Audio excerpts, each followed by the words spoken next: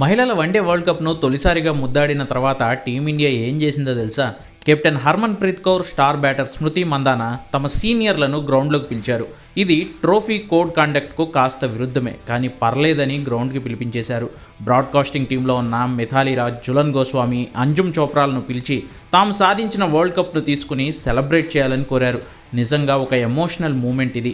ముందు మిథాలీ వద్దని చెప్తున్నా అందరూ రిక్వెస్ట్ చేసేసరికి ట్రోఫీని పైకెత్తి తను సెలబ్రేట్ చేశారు. టీం మెంబర్స్ అంతా మిథాలీ మిథాలీ అంటూ తనను చీర్ చేశారు. తర్వాత జులన్ గోస్వామి వంతు వచ్చింది. తనైతే పూర్తిగా ఎమోషనల్ అయిపోయింది. థ్యాంక్ యూ అంటూ కన్నీళ్లు పెట్టుకుంటూ హర్మన్ను, స్మృతిని హక్ చేసుకుని ఏడ్చేసింది జులన్ గోస్వామి. తర్వాత తను కూడా వరల్డ్ కప్ని అందుకుని ముద్దాడి సెలబ్రేట్ చేసింది. అంజుమ్ చోప్రాతో కూడా ఇలానే చేయించారు టీమిండియన్ గర్ల్స్. ఇలా చేయడానికి ఓ రీజన్ ఉంది. 1999లో ఇంటర్నేషనల్ క్రికెట్లోకి డెబ్యూ చేసిన మిథాలీ రాజ్ విమెన్స్ క్రికెట్లో సాధించని ఘనత అంటూ ఏదీ లేదు.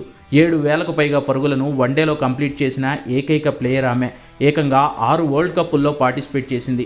2000 సంవత్సరం నుంచి 2022లో రిటైర్ అయ్యే వరకు ప్రతి వరల్డ్ కప్ ఆడిన మిథాలీకి ప్రపంచ కప్పు సాధించడం మాత్రం కలగానే మిగిలిపోయింది.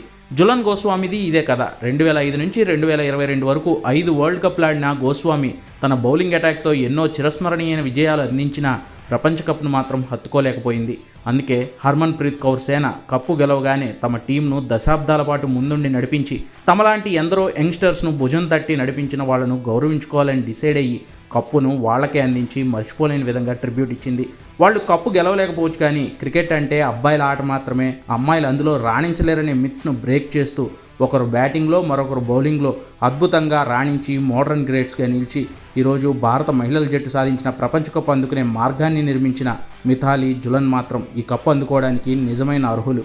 అందుకే టీమిండియా కూడా అదే చేసి గౌరవించింది.